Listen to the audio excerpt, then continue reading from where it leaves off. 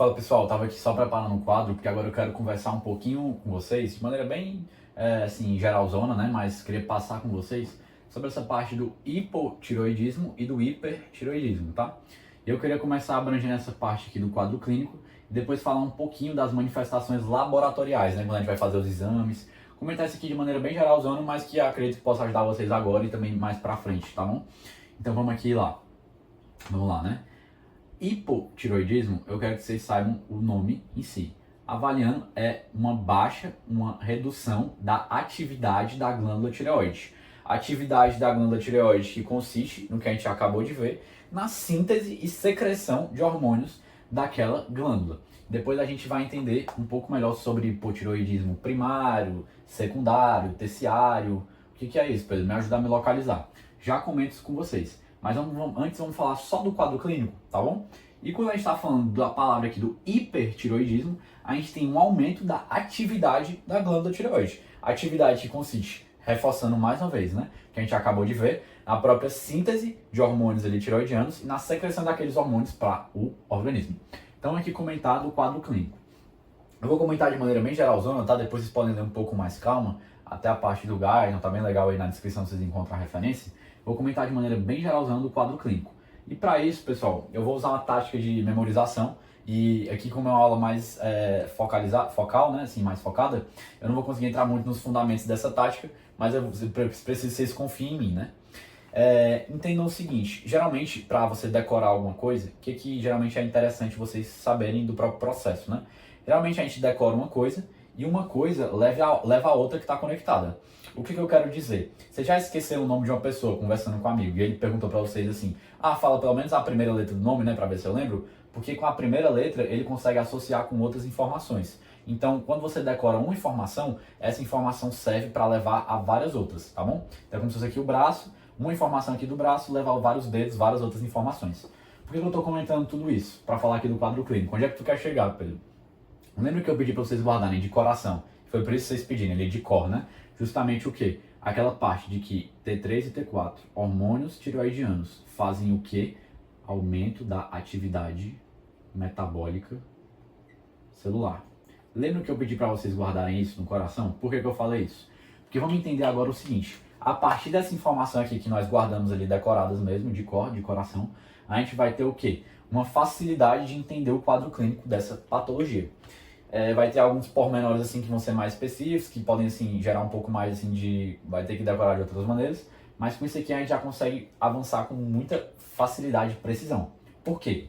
Lembra que eu falei que o T3 e T4, eles agem em praticamente todos os tecidos do nosso corpo? Então, consequentemente, praticamente todos os órgãos, da cabeça aos pés? Então, vamos entender aqui o quadro clínico crânio-caudalmente, né? Ou seja, da cabeça aos pés. Crânio-caudal no nome mais, na medicina mesmo, mais clínico, né? Vamos pensar aqui, no caso do hipotiroidismo primeiro. Se eu tenho uma baixa do T3 e T4, então eu vou ter o quê? Uma redução da atividade metabólica celular. Como é que isso vai refletir ali no paciente? Digamos que eu tenho aqui hipotiroidismo, da cabeça aos pés, crânio caudal. O meu cérebro, poxa, vamos pensar, está reduzindo a atividade metabólica celular. Então o raciocínio fica mais lento. Aqui, pensar aqui agora descendo mais um pouco, no coração, a gente pode ter o quê? Uma bradicardia, uma redução da frequência cardíaca. Também pode ter uma redução da contratilidade das fibras cardíacas ali. Por quê? Porque está diminuindo essa atividade metabólica celular. Vamos continuar aqui raciocinando juntos. A gente pode ter também o que ali no pulmão? A gente pode ter uma redução da frequência respiratória, né? O nome mais corretamente, clinicamente falando, né? Seria bradipneia, um exemplo, né? Então, beleza, falei aqui mais do cérebro, aqui do coração, do pulmão. Vamos pensar no corpo como um todo, do metabolismo mesmo dos carboidratos, proteínas e lipídios. Depois podem ver um pouco mais calma o que acontece em cada um desses. Mas vamos entender o seguinte, no hipotiroidismo, como eu tenho uma redução do metabolismo, a tendência é que a pessoa ganhe peso. Então, no quadro clínico, ganho de peso. Então, beleza, já falei do raciocínio mais lento, falei da bradicardia, o coração dá uma desacelerada, reduz a contratilidade cardíaca. Falei com vocês do pulmão, pode ter uma bradipneia, né? Pode ter uma redução da frequência respiratória. Falei com vocês do metabolismo do corpo todo, principalmente ali envolvendo os nutrientes e tudo mais, que a pessoa pode ter um ganho de peso, tá bom? esses são os principais que eu queria comentar com vocês, assim, o quadro clínico mais clássico, né, se a gente fosse pensar no hipotireoidismo. Outras coisas assim, importantes, né, pode ter um abaixo da libido, no caso dos homens, mas também, acho que, se não me engano, mais acentuadamente nas mulheres, tá bom? Então, de maneira bem geral, isso aqui seria o hipotireoidismo, né, se a gente fosse seguir da cabeça aos pés mesmo. Vamos pensar agora aqui no quadro do hipertireoidismo, quadro clínico. T3 e T4, atividade metabólica celular. Se eles estão aumentados, aumento da atividade metabólica celular. Então aqui no caso do hipertireoidismo, o que a gente vai ter? Vamos lá, crânio caudal. Se eu estou aumentando a atividade metabólica celular, está acelerando as coisas. Vamos pensar o seguinte, crânio caudal, raciocinem comigo para ajudar a lembrar. Crânio, tem lá nosso cérebro, a gente vai ter o quê? Pensamentos acelerados. Isso pode se refletir clinicamente como? O paciente está com ansiedade, o paciente está ali com pensamentos uma paranoia, vocês também podem ver essas descrições, e enfim. Pensar que, vamos lá, vamos continuar. Desceu aqui crânio caudal, pensar aqui no coração. Coração acelerado, que a gente chama clinicamente de taquicardia. A gente pode ter uma taquipneia, né, que seria a frequência respiratória dos nossos pulmões acelerada.